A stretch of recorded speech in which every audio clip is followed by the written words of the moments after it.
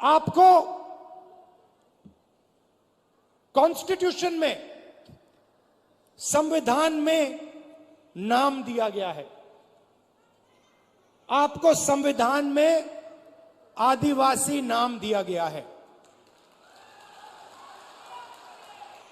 इस संविधान में आप कहीं भी पढ़ लो, इस संविधान में आपको वनवासी नहीं कहा जाता है, आपको आदिवासी कहा जाता है।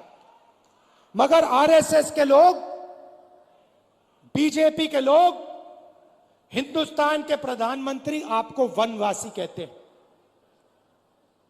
इन दो शब्दों में बहुत बड़ा फर्क है। आदिवासी का मतलब जो हिंदुस्तान के पहले मालिक थे। इस संविधान में बिरसा मुंडा जी ने जो त्याग किया, जो शहीद हुए, उनके शब्द हैं। इसीलिए संविधान में आपको आदिवासी नाम दिया गया है। आदिवासी नाम का मतलब समझिए। आदिवासी नाम का मतलब हिंदुस्तान के पहले निवासी, हिंदुस्तान के पहले मालिक।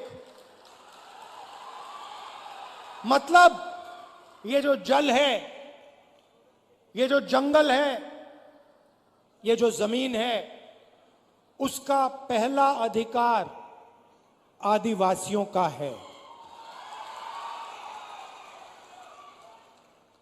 ये बात, इसके लिए बिरसा मुंडा जी लड़े थे कि जमीन हमारी, जल हमारा,